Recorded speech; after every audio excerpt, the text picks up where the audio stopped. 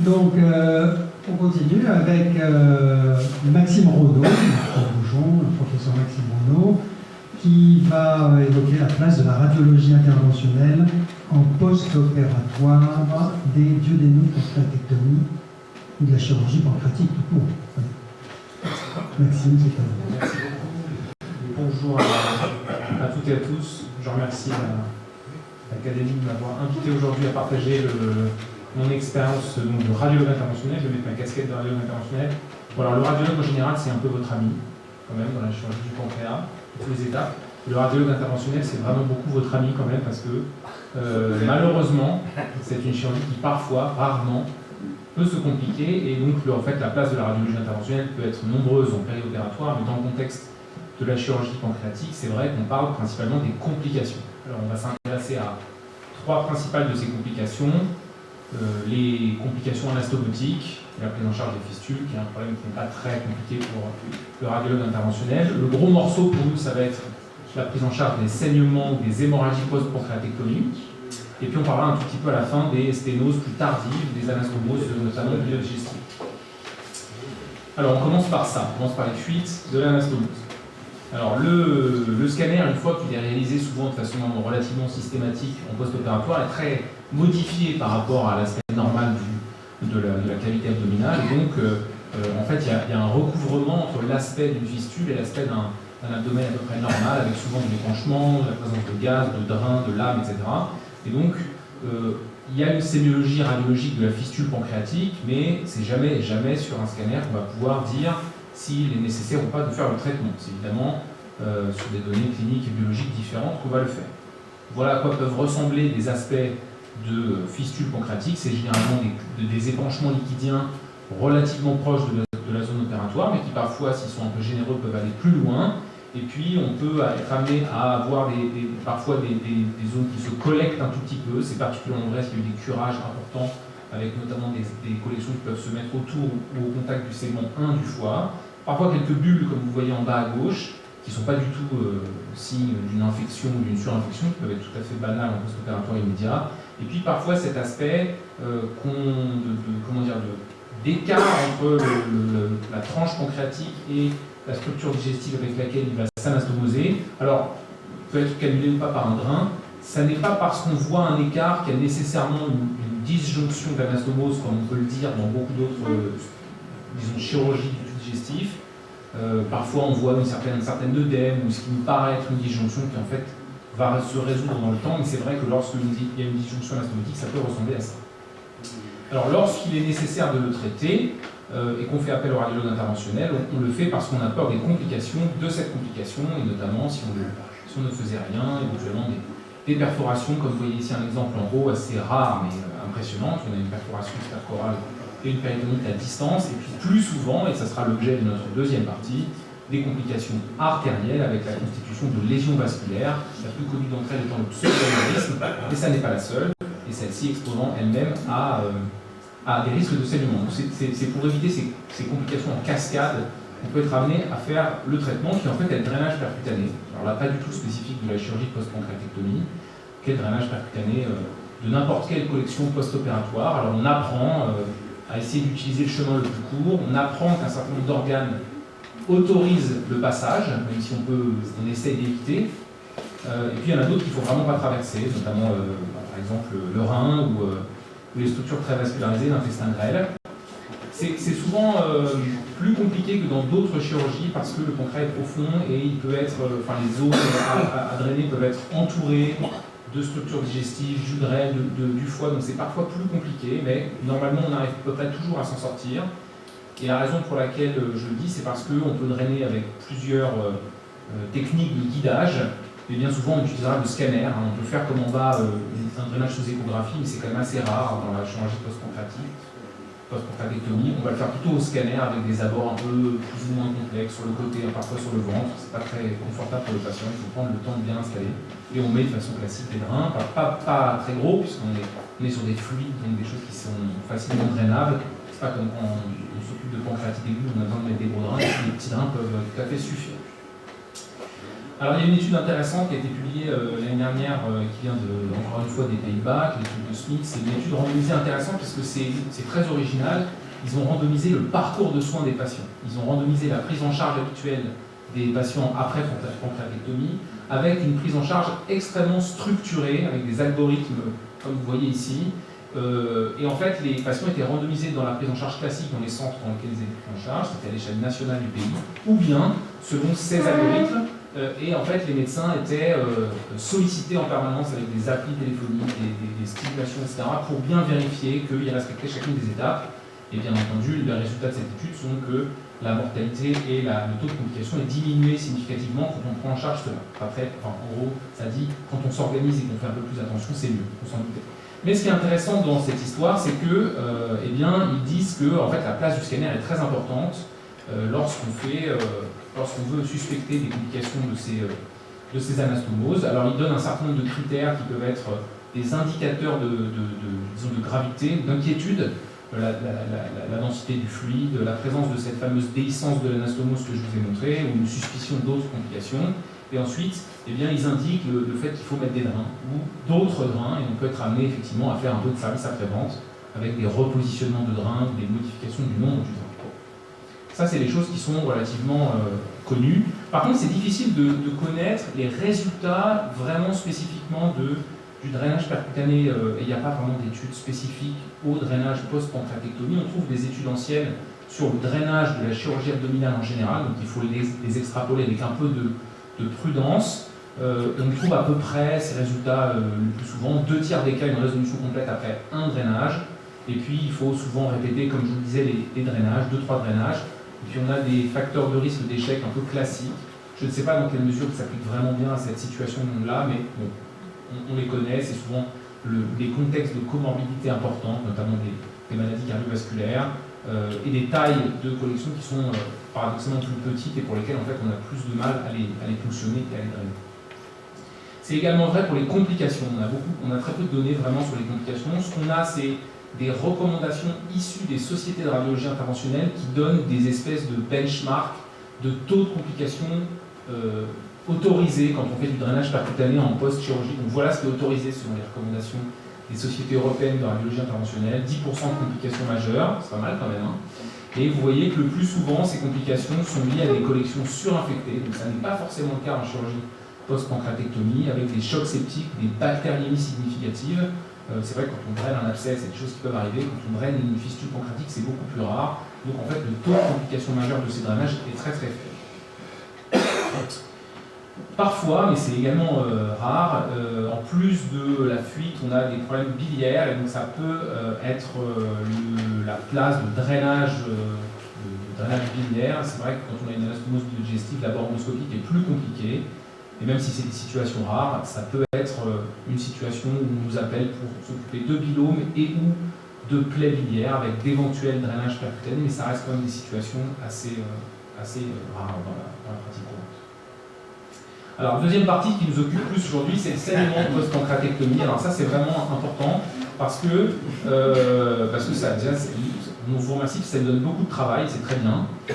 Vous savez que c'est des complications qui sont rares. Alors rares, en fait, ça varie selon les études. Là, les chiffres que je vous mets, 3 à 16%, c'est ceux qui sont issus de la méta-analyse qui a été publiée dans HPP en 2019 par Florieux Van Notsen, je ne sais pas si je le prononce correctement, qui est la plus grosse étude à ce jour, vous voyez, des variations quand même importantes, mais en moyenne, on va retenir à peu près 5%.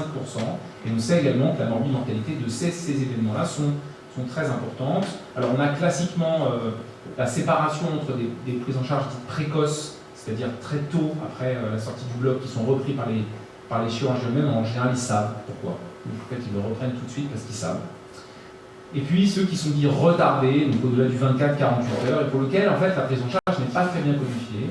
Elle est historiquement un peu médico-chirurgicale, mais effectivement la raison pour laquelle je me tiens devant vous aujourd'hui, c'est qu'elle est de plus en plus liée à la radiologie interventionnelle, c'est-à-dire la présence de traitements par voie endovasculaire. Alors évidemment, les artères en cause sont les artères de l'environnement autour de la résection pancréatique, et c'est pourquoi, de loin, c'est le moyen de l'artère gastro-duodénale qui est le plus souvent rapporté dans les séries, comme cause origine du saignement. Et puis ensuite, on voit toute une liste d'artères péripancréatiques plus ou moins fréquentes ou plus ou moins rares. Évidemment, l'artère splénique, plutôt quand c'est des pancréatectomies centrales ou gauches, mais aussi des branches de l'artère mésentérique, puis de plus en plus rares, des branches de plus en plus petites. Et c'est une raison pour laquelle c'est difficile de prendre en charge ces patients.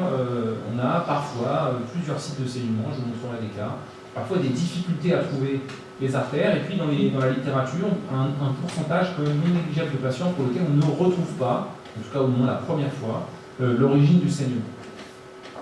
Alors qu'est-ce qu'on fait quand on suspecte un saignement? On fait un scanner, on fait un enjeu scanner, ça c'est quelque chose qui est maintenant bien rentré dans les mœurs, on ne fait plus d'embolisation hémostatique à l'aveugle dans à peu près aucun contexte clinique, sans faire de scanner. Qu'est-ce qu'on cherche sur ce scanner? Un petit rappel, parce que les images c'est bien en fin de journée pour se détendre. On cherche des signes de saignement, donc on cherche ce qu'on appelle des caillots sentinelles, une densité spontanée élevée qui peut être intra ou extra-luminale, ici par exemple c'est dans l'estomac. Et puis on cherche sur les temps artériels qui sont les plus importants, des plaies ou des lésions artérielles qui seraient témoins du site de saignement. Alors en fait le plus souvent celui qu'on connaît c'est le pseudo-anévrisme, cette espèce de d'ectasie focale d'une artère qui va être au contact des structures qui sont, enfin des zones hémorragiques. Mais c'est pas tout, et là c'est des exemples qui ne sont pas tous en post-DPC, mais c'est des exemples d'anomalies artérielles qu'il faut en fait apprendre à reconnaître. Et si on ne les apprend pas, on va rater des saignements, on va considérer comme normal un certain nombre de scanners, alors qu'en fait ça n'est pas le cas. Donc le pseudo-anévrisme il est relativement facile, mais les irrégularités des artères, les artères interrompues ou spasmées, vous voyez en bas à gauche on a une artère qui semble être simplement liée, et en fait non, elle est interrompue, et si on met un cathéter dedans, elle est très spasmée parce qu'elle saigne. Si on ne la traite pas, elle va ensuite finir par se rouvrir et le saignement va se retrouver. Et donc on ne voit pas toujours de saignement actif, contrairement à d'autres sites hémorragiques, on ne voit pas toujours de saignement actif. On peut voir simplement l'association entre des anomalies vasculaires, parfois un peu frustres, un peu fines, et puis des signes indirects de saignement. Et c'est pourquoi, alors que la règle en général c'est de considérer que si un enjeu scanner est négatif, c'est-à-dire qu'il ne met pas en évidence de saignement actif, on ne va pas à l'artériographie. Peut-être que la chirurgie post-pancréatectomie est une exception à cette règle, et lorsque la suspicion clinique est forte et les signes indirects scanographiques sont forts, on va quand même à l'angiographie alors qu'on n'a pas officiellement identifié l'artère qui saigne. Le même article, la même étude randomisée hollandaise faisait un algorithme pour essayer de savoir s'il fallait faire ou pas un scanner. Alors moi j'aime bien cet algorithme parce que en fait, quelle que soit la décision, en fait, on va faire un scanner. Donc c'est bien parce que à la fin tout va vers yes, do a CT scan.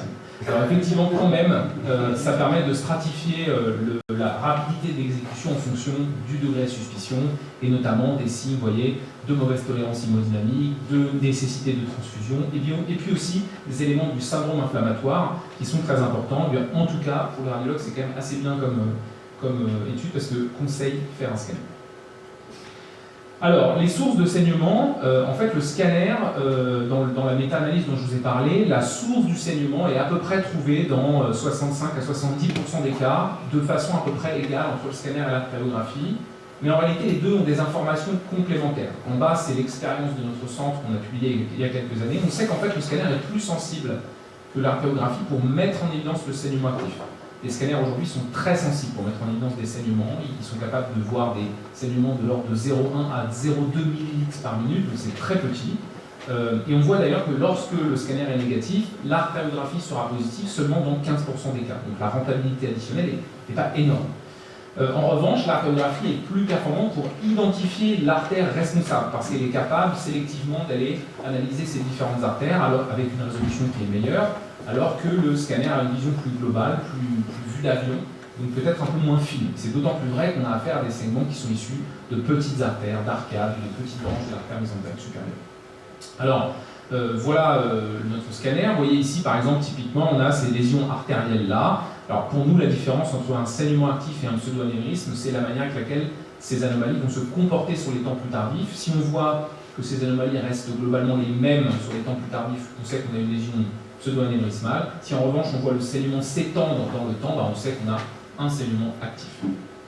Alors, quand je vous dis que la prise en charge est très mal codifiée, ça, c'est des études incluses dans la méta-analyse. Et alors, c'est très nul comme diapositive, mais c'est pour vous montrer à droite le taux de recours au traitement conservateur, au traitement endoscopique, au traitement endovasculaire ou à la chirurgie. Et en fait, il suffit juste de naviguer visuellement, mais on voit que les taux de pourcentage sont extrêmement variés d'une étude à l'autre, ce qui rend les résultats très difficiles à comparer, et c'est très dur d'avoir des études vraiment pures de l'un ou de l'autre, avec des taux qui peuvent passer de 5 à 100% virtuellement. Donc on sent qu'il y a des habitudes de centre qui sont très importantes et donc qui rendent les choses difficiles. Alors je vous montre des exemples pour vous montrer les différentes techniques qui sont à notre disposition. Et on prend l'exemple le plus classique, c'est celui de l'hémorragie du moignon de l'artère gastro-duodénale. Alors la première possibilité que s'offre à nous, c'est d'utiliser ce que vous connaissez, qui s'appelle des coils hémostatiques. Donc c'est des espèces de petits fils de fer, alors de nature différente. Enfin, certains sont poilus, certains recouverts de gel, peu importe. C'est relativement simple à faire, mais il faut pouvoir avoir un volume de lésion suffisant pour mettre un coil dedans qui va s'enrouler et thromboser localement la lésion. Ça nécessite également que le patient ait suffisamment de facteurs de la coagulation. Des patients qui sont en trouble hémostatique avancé et que ça ne marche pas. Et on sait aussi que c'est un facteur de ressaignement important. Donc les coils, c'est bien, ça arrête le saignement, mais ce n'est pas le plus performant. Vous voyez ici un exemple, on a un saignement du moignon de l'artère gastro-duodénale. On voit dedans que ce moignon est ici, donc on n'a pas de saignement actif, on objective le pseudo-anévrisme. Alors on a pu aller dedans avec un tout petit micro-cathéter et vous voyez remplir le pseudo-anévrisme d'une petite pelote de coil, et ensuite on a un contrôle qui est satisfaisant. Donc là le radiologue est content, il y a un succès technique. La deuxième possibilité, c'est d'utiliser des endoprothèses couvertes. Donc l'idée, c'est d'exclure l'anomalie vasculaire en rétablissant le flux de l'artère porteuse. C'est techniquement plus complexe et plus dur, parce que si les artères sont tortueuses ou sténosées, on a du mal à naviguer à l'intérieur de ces artères, et on risque même de les blesser, de les thromboser, de les disséquer, ou de ne pas y arriver. Donc ça peut marcher quand on a une artère porteuse relativement large et relativement droite. Voilà à quoi ça peut ressembler. Vous voyez, ça c'est un patient qui a un saignement ici, on voit le saignement actif là, au contact de, encore une fois, le moignon de l'artère ou l'artère hépatique. Alors il avait été tenté dans un premier temps une embolisation par des coils. Vous voyez, on a navigué jusqu'au contact de la lésion, et là on a le saignement actif, quand on pousse, ça fuit en dehors de l'artère. Et il a eu une première tentative d'embolisation par des coils, qu'on voit ici, avec une exclusion satisfaisante de la lésion. Mais comme souvent, il avait ressaigné 48 heures après. Un nouveau scanner montre en fait une nouvelle hémorragie au contact de la zone précédemment embolisée. Vous voyez, les coils sont ici. On a le saignement qui est là. Et en fait, on a eu une migration des coils, c'est quelque chose qui n'est pas exceptionnel. On a eu un déplacement secondaire des coils, et donc en fait, une réouverture de la lésion hémorragique. Et là, en fait, typiquement, on vient naviguer et rétablir avec une prothèse le calibre de l'artère. On a une exclusion de la plaie ou de n'importe quel type de saignement. Alors, vous voyez, c'est l'exemple qui témoigne du fait qu'on a un taux de renseignement qui est fréquent. Dans notre expérience dont je vous ai montré plutôt quelques chiffres, on avait un taux de renseignement de 43%. Donc c'est très important, avec pas tellement de facteurs de risque faciles pour identifier des éléments prédictifs de ce renseignement. Un des éléments qui nous semblait le plus important, c'est ce qui s'était passé pendant l'intervention du radiologue interventionnel. S'il était content de lui, s'il y avait eu une exclusion du segment à succès technique, vous voyez, on avait quand même près de 30% de renseignement. Et puis s'il faisait rien, on va en reparler, parce que parfois on arrive, on croit qu'on sait, on ne trouve pas de segment, on ne trouve pas d'artère anormale, on n'a pas tellement envie d'emboliser l'ensemble des artères, donc on ne fait rien, là le taux de renseignement est très élevé. Alors en fait, ce taux de succès sans renseignement, on aurait pu considérer qu'à Beaujon on n'était pas très bon, mais en fait il est à peu près comme ça dans toute la littérature. Vous voyez les données qui sont là, la méta-analyse avec plus de 450 patients, ils ont que 60% de succès sans renseignement. Puis après on a plus, on pourrait multiplier des toutes petites séries, mais globalement on s'analyse entre 50 et 65%. Donc ça veut dire que, comme le dit Alain Sauvanet, il n'y a pas de petits saignements. Il y a des patients qui, une fois qu'ils ont saigné, doivent être surveillés très très scrupuleusement et détecter le renseignement qui doit être repris en charge le plus vite possible. Parce que ça, ça c'est le point dont je vous parlais, c'est qu'est-ce qui se passe quand on ne voit rien à l'artéographie. Alors ça c'est une étude intéressante parce que c'est assez rare d'en trouver, c'est 100 patients qui ont une hémorragie pour lequel l'angiographie ne trouve pas d'anomalie. On a vu des segments, on pense que... Et donc ils se sont posé la question, est-ce qu'on peut faire comme dans d'autres domaines, notamment par exemple dans les segments pour les ulcères gastro-duodénaux, est-ce qu'on peut emboliser à l'aveugle? Disons relativement à l'aveugle, c'est-à-dire emboliser dans la zone qu'on considère comme étant la zone qui a saigné, basée sur les données du scanner. Donc ils l'ont fait, alors ils ne l'ont pas fait de façon randomisée, ils l'ont fait de façon analyse rétrospective, donc il y a vraiment plein de biais, mais ils montrent que, vous voyez, le succès clinique, c'est-à-dire le fait que ça ne ressaigne pas, ça marche beaucoup mieux, presque du double, quand on embolise un peu à l'aveugle, c'est-à-dire l'artère globalement qu'on considère comme étant responsable. Par contre, en termes de mortalité, ben, c'est marrant, mais il doit y avoir des biais parce que c'était aussi presque le double, mais en défaveur de l'embolisation systématique. Donc ce qu'on peut dire, c'est qu'il n'est pas certain que ce soit nécessaire de le faire, et c'est parfois difficile parce que dans l'ulcère gastro-duodénal, on a une artère cible. Dans l'hémorragie post-pancréatectomie, on a plein d'artères. Donc on a parfois du mal à savoir laquelle il faut traiter. Et ça, c'était aucun intérêt de regarder le détail, mais c'est pour vous dire que ça, c'est l'espèce de flowchart de notre étude à l'hôpital Beaujon qui montre que les patients sont pris en charge une fois, puis certains vont re-saigner, ils vont être pris en charge une deuxième fois, puis une troisième fois. Et dans cette prise en charge, il va y avoir des mélanges de radiologie interventionnelle, de chirurgie. Donc c'est vraiment une prise en charge qui ne peut pas se faire de façon en silo monolithique. Il y a une interaction permanente. Et donc il faut s'attendre à des patients qui ont 2, 3, 4 interventions avant qu'on arrive à complètement se débarrasser de leur hémorragie. Vous voyez un autre exemple ici, un patient qui avait en fait un saignement par la lame. Ici on a un saignement du moignon de l'artère gastro-duodénale. Et hop, on est venu et on a mis, vous voyez, on arrive, on ne voit pas de segment. Sur le scanner on voit le segment, ici on voit pas de segment. Alors ce qui est possible, c'est qu'on le provoque un peu, c'est-à-dire que là on est arrivé, vous voyez, on a commencé à pousser un peu plus fort, ça s'est mis à saigner. Donc on a vraisemblablement été responsable de la récidive hémorragique, on a voulu faire des coils, mais vous voyez là, sur la vidéo à droite, le coil en fait il ballotte dans le vide, et on a l'impression que si on lâche ce coil, il va partir en fait, il va partir dans le ventre du malade, donc on n'y arrivera pas. Alors à ce moment-là, on change de stratégie et on essaye de faire cette fameuse endoprothèse. Et vous voyez sur l'image de gauche qu'une fois qu'on a posé la première endoprothèse, d'une part ça continue à saigner, et d'autre part on a plicaturé l'artère hépatique de façon un peu inquiétante ici, et on est à peu près sûr que si on fait rien, ça va finir par la thromboser. Donc on va être plus délétère qu'autre chose. Et donc un des éléments un peu problématiques de ça, c'est qu'on va être obligé d'étendre nos stents avec parfois 2, 3 stents les uns derrière les autres, emboîtés les uns dans les autres. Et donc il faut réussir à trouver le point où on s'arrête sans être délétère. Et puis en dernier recours, évidemment, on peut occlure complètement les artères porteuses. Alors quand c'est l'artère splénique, c'est pas grave. Quand c'est l'artère mésentérique, c'est pas possible. Et quand c'est l'artère hépatique, c'est vraiment un problème.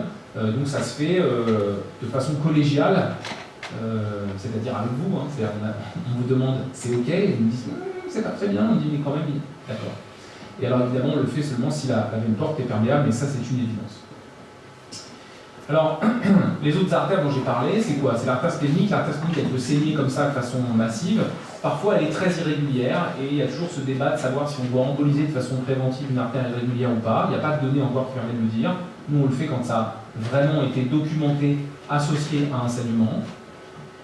Ici, vous voyez, on a coilé l'artère splénique dans son entier. Ça, c'est pas très grave. Et puis parfois, c'est des petites branches. Ça peut être long et compliqué et on doit relire l'imagerie. Vous voyez ici c'est un patient, on ne voit pas de segment intra-abdominal. En fait le segment il est là, il est dans la lame en fait. Il est en dehors du malade, on pourrait le rater.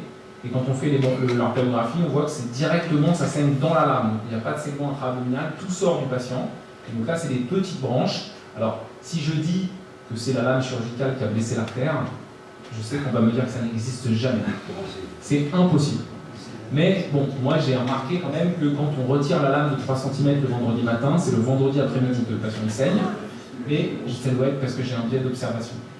En tout cas, voilà, c'est les petites branches pour lesquelles on va et qu'on va pouvoir coiler de façon plus facile, et ça marche assez bien. Et puis parfois, on a plusieurs lésions. Vous voyez, ce patient, il a d'une part une artère hépatique complètement grêle et anormale, et d'autre part, un pseudonévrisme de l'artère mésentérique supérieure. Alors dans ce cas-là, on ne sait pas avec certitude laquelle des deux a saigné, et donc on fait les deux. Donc là, en haut, on est venu et on a mis des coils un peu en protégeant l'artère pour exclure ce petit pseudonévrisme. Et en bas, en fait, on a recalibré l'artère hépatique avec un stent couvert. Donc à la fin, ça s'est bien passé. Évidemment, plus on fait, et plus on expose à des risques de récidive et de ressaignement. Et puis parfois, on ne sait pas. On n'a pas de cible, on voit un segment, on n'a pas de saignement. Et là, c'est vraiment un des cas où on va en artériographie pour rechercher. Ça peut être un peu long, on va faire successivement les différents candidats. Vous voyez, on a un gros saignement ici, on n'arrive pas. Et on trouve des choses bizarres. Donc là, en fait, on a trouvé une toute petite artère communicante entre le tronc, une espèce d'artère de Buller, en fait, entre le tronc iliaque et l'artère mésentérique supérieure avec un petit pseudo-anévrisme.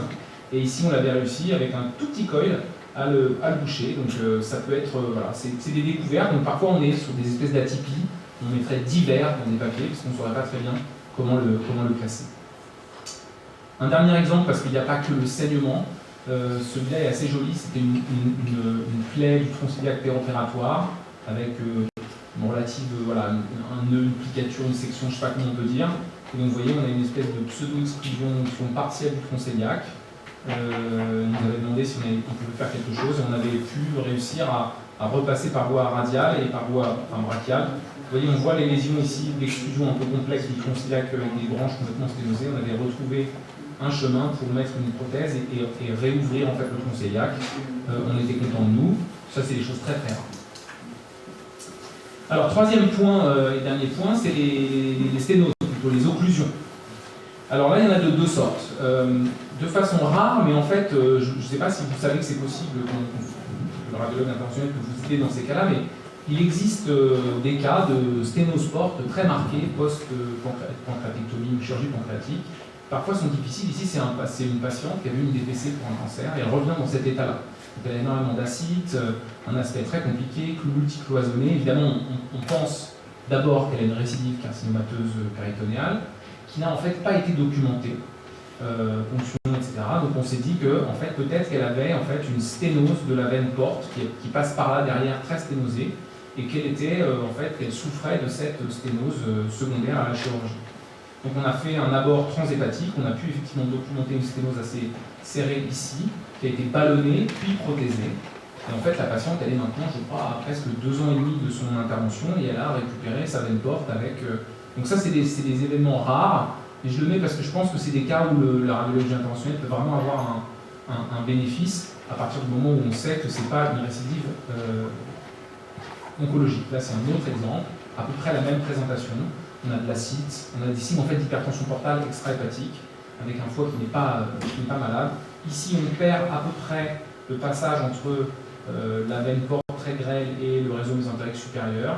J'ai eu du mal à vous le mettre en évidence. Et vous voyez, quand on fait l'abord transhépatique, en fait, on ne voit pas de passage. Alors, on a réussi un peu à passer à travers avec des guides qu'on a ballonnés. Vous voyez, le ballon résiste bien. Donc, il y a vraiment une sténose fibreuse, ensuite qui a été ouverte et prothésée. Et ensuite, on retrouve le calibre. Et à la fin, on a une disparition des signes d'hypertension portale. Donc, ça, c'est très intéressant. Plus souvent et plus connu de vous, ce sont les sténoses de l'anastomose bilodigestive, les sténoses tardives fibreuses non tumorales de l'anastomose bilodigestive, à distance de la chirurgie, qui sont des sténoses courtes et assez serrées.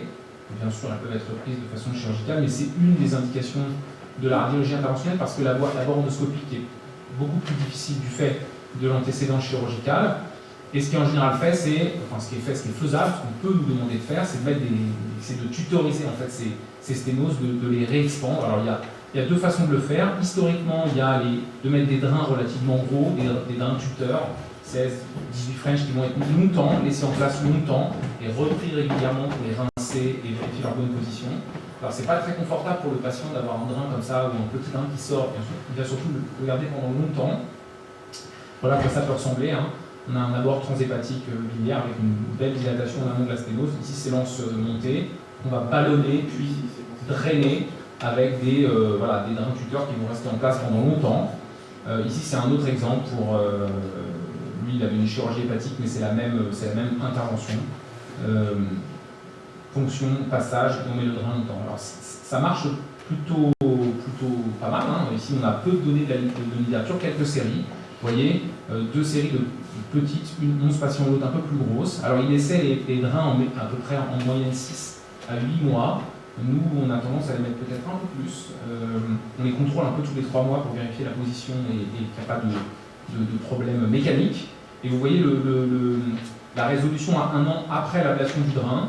On a quand même des taux qui sont intéressants, mais on voit qu'il y a des taux de récidive qui sont quand même non négligeables. Donc la nécessité parfois de réintervenir ou de réintervenir autrement et de reprendre chirurgicalement ces anastomoses. Alors ça, c'est la technique, disons, historique. Alors il y a une autre technique qui se développe maintenant un peu, qui est le fait d'utiliser des stents, un peu ce que font les endoscopistes, mais de façon percutanée. Donc des stents temporaires mis en place par voie transhépatique, avec en fait des petites mailles comme ça qu'on peut ensuite récupérer pour rétracter les stents. Il n'y a pas beaucoup de données dans la littérature. La plus grosse série elle vient de Corée du Sud. Elle a traité près de 150 patients avec des sténoses bénigne biliaire, vous voyez 3/4 ayant des anastomoses digestives, et ils mettaient ces prothèses-là, et vous voyez, ils les mettaient moins longtemps, parce que là, ils les mettaient 2-3 mois seulement. Alors, il y a un élément important qui n'existe pas avec le drain, c'est que chez près de 20% des patients, il y a une migration de la prothèse dans le tube digestif, donc elle part, soit précocement, soit tardivement. Alors, si on est optimiste, on peut se dire que si elle part, c'est qu'il n'y a plus de sténose, donc on a réussi à la traiter. Je ne sais pas si c'est tout à fait vrai, mais en tout cas, c'est vrai que ça, c'est un problème. Avec ici, vous voyez un taux de succès clinique, bon, c'est une étude rétrospective qui est très intéressante, mais encore une fois, 25% de récidive, avec des taux de perméabilité qui sont intéressants, qui sont à peu près les mêmes que ceux des prothèses, enfin des drains percutanés. L'avantage de ça, c'est que le confort du patient est bien meilleur, puisqu'il n'a pas de drain qui sort à la peau.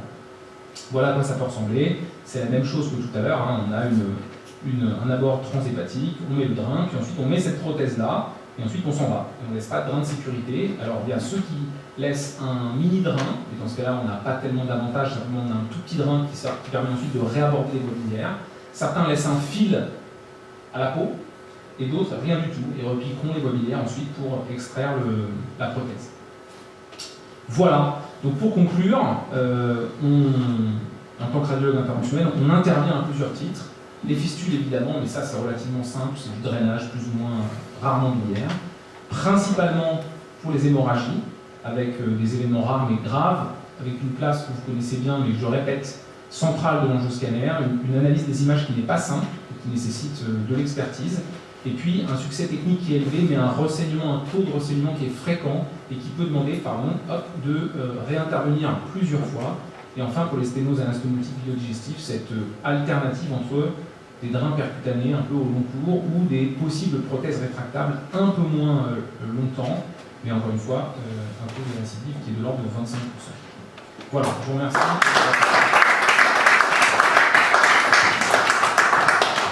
Merci Maxime. Très bel exposé. La parole est à la salle. Moi j'ai une question. Oui, Des questions en ligne. oui, c'est Laurent. Alors depuis c'est Laurent en fait. Merci pour ce très très bel exposé. Moi j'ai deux questions, un sur le scanner post-opératoire et une sur les saignements. Sur le scanner post-opératoire, on fait de plus en plus d'épiploplasties pour protéger les vaisseaux, pour entourer l'anastomose, pour protéger les vaisseaux. Et sur les scanners post-op, c'est pas toujours facile de voir ce qui est une collection, un d'épiplomb qui nécrose. Et ça c'était ma première question, qu'est-ce que tu en penses? Et la deuxième question, c'est quand il y a un saignement, notamment de l'artère gastro-duodénale, il y a un hématome par définition, et sinon ça comprime le tronc-porte, et du double stenting en même temps, ou très proche, de l'artère et de la veine porte. Alors sur la première partie, c'est vrai, ça dépend de... c'est vrai. Alors en fait, avec un peu d'habitude quand même, une collection, ça contient beaucoup moins de graisse qu'un bout d'omentum qui est en train de se nécroser, puis il y a une espèce de sémiologie un peu particulière qui ressemble un peu aux infarctus qu'on voit dans l'omentum avec des collections qui viennent dedans et des niveaux, donc on s'en sort un peu, mais effectivement de temps en temps, ça peut poser des problèmes. Alors après, des compressions du pédicule hépatique par des hématomes, ça restera des événements, moi, dans une expérience ou la littérature exceptionnelle, j'ai pas vu de cas rapportés de double stenting. Alors peut-être qu'il y a des radiologues interventionnels qui l'ont rapporté parce qu'ils l'ont fait techniquement. Vous en avez l'expérience, vous? Oui. Je fais 3 ou 4, où en fait, ils font soit le stenting, soit l'embolisation, l'artère étant laminée, la veine étant laminée par un gros hématome. Effectivement, on a fait 2 ou 3 au moins, double stenting. Il faut des anticoagulants alors? Ouais. Ce qui fait peur. Alors de toute façon, quand on met de toute façon, c'est le problème, c'est qu'on traite des gens qui saignent, on leur met du matériel hémostatique qui nécessite au moins des antiagrégants. Dans les veines, en fait, si c'est des patients qui n'ont pas de raison de coaguler mal par ailleurs, généralement les stents veineux, on les anticoagule peu ou pas très longtemps. Par contre, les prothèses couvertes artérielles, c'est comme n'importe quel stent artériel, il faut des antiagrégants à vie, théoriquement. Avec un peu plus au début, effectivement, c'est un peu embêtant parce que comme on sait qu'ils sont dans un risque de renseignement, ça peut faire un peu peur, je suis d'accord. Alors, l'Académie, il y aura une question encore. Jacques Bouilleux. Monsieur. Bonjour Jacques, la parole est à toi. Bonjour. Je voudrais d'abord féliciter M. Renaud pour cet exposé magnifique et très utile. C'est sûr que la radiologie interventionnelle a modifié les suites opératoires de la chirurgie pancréatique. Je voudrais qu'il exprime clairement à quel moment il décide de faire un scanner quand on suspecte ou quand on a un saignement actif. Est-ce que vous faites des scanners en urgence, en pratique? Alors il y a deux choses. Il y a un, est-ce qu'il y a une place du scanner systématique en post-opératoire? Est-ce que ça sert à quelque chose de faire des scanners de façon systématique?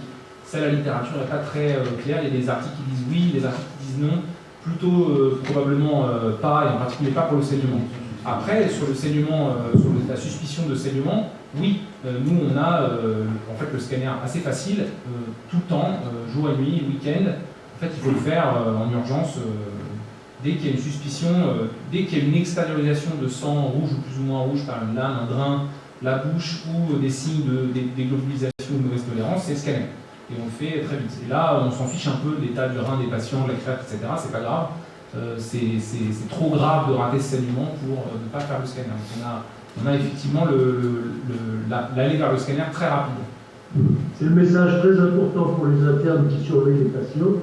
S'ils constatent un saignement par un lame, un brin, faire un scanner en urgence. Oui, tout à fait, tout de suite. Et ils le savent, hein, les internes chez nous, les chirurgies pancréatiques, ils savent qu'ils ont la carte premium. Ils arrivent, clac, ils ont le scanner tout de suite. Donc privilégié. Merci. À côté des saignements artériels, est-ce que vous avez une expérience en endovasculaire, des saignements veineux? Des plaies veineuses post-opératoires qui seraient... je m'en souviens pas de cas comme ça.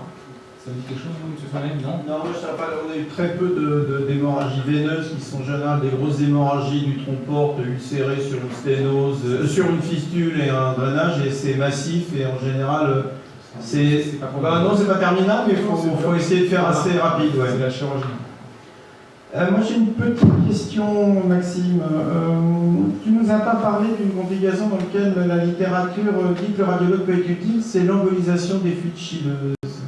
Ah oui. Parce qu'on m'a demandé il n'y a pas très longtemps comment on peut faire pour emboliser une fuite chileuse qui traîne.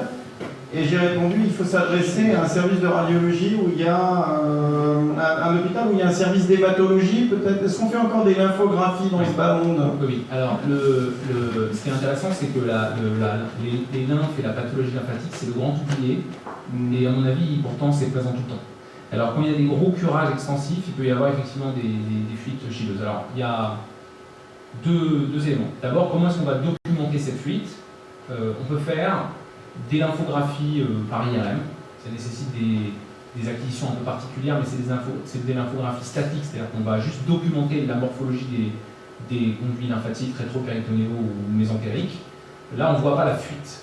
Mais avec un peu l'habitude, on peut suspecter où elle est. Ça, c'est la première chose. Par contre, on peut faire des lymphographies plus dynamiques, où on va en fait ponctionner des ganglions. Alors ça peut être soit pédieux, soit inguinaux, et ça nécessite d'injecter tout doucement des produits de contraste comme du lipiodol plus ou moins dilué qui vont ensuite naviguer dans les systèmes lymphatiques, et ensuite on espère que ça va fuir. Et ensuite on peut aussi faire des examens injectés comme des scanners ou des IRM. Donc il y a une place à l'imagerie des lymphatiques, c'est assez rare. En région de France, le grand centre expert, c'est l'hôpital Saint-Antoine à Paris, qui a une expérience mondiale de ça. Après, pour le traitement, on peut boucher les structures lymphatiques. Alors il y a deux façons de le faire. Soit au moment où on fait la lymphographie, en fait, on finit par injecter un produit un peu sclérosant et on espère que ça va aller là où ça fuit. Une autre possibilité, c'est de ponctionner directement le conduit thoracique par voie postérieure. Et il y a de plus en plus de gens qui font ça. La fuite, elle est en amont. Exactement. Et de remonter vers les zones qui fuient. Donc il y a, voilà, c'est beaucoup plus, c'est en fait très rare dans le contexte de la chirurgie abdominale et en particulier pancréatique, c'est beaucoup plus souvent le cas dans les chirurgies de l'ésophage, où là il y a plus de logique et puis il y a le public, voilà, c'est beaucoup plus facile. Mais oui, il y a une possibilité, mais alors à ce moment-là, il faut se rapprocher, je pense, de gens qui en ont plus l'habitude. C'est pas tellement de l'hématologie, mais il y a des centres qui font plus d'interventionnel lymphatique, et c'est quelque chose qui est relativement niche et qui commence un peu à se structurer à l'échelle nationale, mais c'est encore balbutiant. Embolymphe, le réseau Embolymphe. Ouais, exactement. Une hémorragie après J1, c'est toujours une fistule? Après J1? Oui. Non, pas forcément. Un peu tôt. Plutôt oui. Après Après J2 c'est un peu tôt peut-être. J2. Ouais, c'est un peu tôt. Et puis, je sais pas si ça suffit à... C'est un peu comme dans les pancréatites aiguës où il y a des complications hémorragiques. J'ai l'impression que, par exemple, quand on regarde notre expérience des pancréatites aiguës qui saignent, alors on transpose tout ce qu'on veut, mais on a une idée un peu chimique, mécanique, genre les enzymes vont éroder l'artère et puis ensuite elle saigne. En pratique, ça suffit pas. Il y a peut-être besoin d'autres éléments supplémentaires. Il faut lui donner des anticoagulants en plus parce qu'il a fait une phlébite. Il faut un drain à côté qui va un peu frotter l'artère. Enfin, c'est une fistule, mais un peu aidée parfois. Monsieur Pietras. Merci, M. Solane. Merci Maxime pour ce super topo. Je voulais revenir sur cette entité dont tu as abordé un peu dans le topo, du patient qui a une extériorisation par la lame, une déglobalisation sur un gaz ou sur une lume, et un scanner qui est négatif, en fait, qui ne montre pas d'extravasation de cohue de contraste, qui peut montrer des signes indirects, mais qui ne montre pas l'extravasation de cohue de contraste. Il me semble avoir lu dans ton topo que si on faisait une artériographie à ces patients avec scan négatif, on avait quand même 14% seulement, mais 14% de patients pour lesquels on retrouvait un saignement actif, parce qu'en fait ça s'espacemait pendant le scan et ça se despace pendant l'artério, parfois vice versa, mais on a quand même un service rendu chez 14% des malades. Et malheureusement, alors c'est peut-être centre dépendant, il arrive régulièrement aux heures non ouvrables que le radiologue interventionnel nous répond, écoute, moi j'ai pas de scanner, j'ai retourné dans tous les sens, enfin j'ai pas de saignement, j'ai retourné le scanner dans tous les sens, j'ai fait toutes les constructions possibles, j'ai pas d'argument pour aller à l'artério, je ne vais pas à l'artério. Alors qu'on a, nous, clairement, uniquement des arguments pour, et on sait les conséquences gravissimes derrière si on méprise un saignement. Est-ce qu'il y a d'autres arguments qui peuvent pousser finalement le radiologue à y aller? Est-ce que le message, je ne sais pas, peut-être à Beaujon spécifiquement, c'est tout saignement extériorisé avec conséquences cliniques, déglobalisation, etc. C'est une artério 100% ou pas? Quel est le message qu'on peut faire passer et qu'est-ce que nous, directement dans les centres, on peut faire passer comme message au radiologue chez ceux qui, peut-être à juste titre, le disent, l'apport va être nul, voire même je vais apporter de la morbidité au malade en lui faisant une ponction fémorale, une ponction radiale pour l'artère. Alors, c'est vrai que la règle qu'on apprend aux jeunes, c'est quand le scanner ne montre pas de saignement actif, l'artério sera en rentabilité très mauvaise. Ça, c'est en général dans le saignement. Peut-être que c'est un peu moins vrai dans la chirurgie post-pancréatique, post-pancréatectomie, où il y a plus souvent un apport de l'artériographie quand le scanner n'est pas contributif. Mais après, le problème, c'est qu'est-ce que c'est qu'un scanner pas contributif, d'une part, et quel est le degré de gravité ou de suspicion clinique d'autre part. À l'hôpital Beaujon, il n'y a pas du tout une artério à chaque fois qu'il y a une suspicion de saignement. Il y a plein de patients qui ont une suspicion, qu'ils ont des signes mineurs de saignement. Il y a eu un peu de sang rouge dans la lame, il n'y en a plus. On veut vérifier, on fait un scanner, s'il est normal. Comme la probabilité a priori n'était pas très élevée, on s'arrête. Par contre, si la probabilité est élevée, si on a des signes importants cliniques, biologiques, ou continuer de voir du sang, même si le scanner n'est pas contributif, là, ça ne va pas annuler le AC, et donc on va aller à l'artério. Donc on ne peut pas dire qu'on va faire une artério à chaque fois, on va dire que ça dépend vraiment de la suspicion et de l'inquiétude clinico-chirurgicale, on va dire, et ensuite on y va. Et après, comment est-ce qu'on fait pour rendre l'artério positive? Ça dépend en fait de ce qu'on a vu sur le scanner.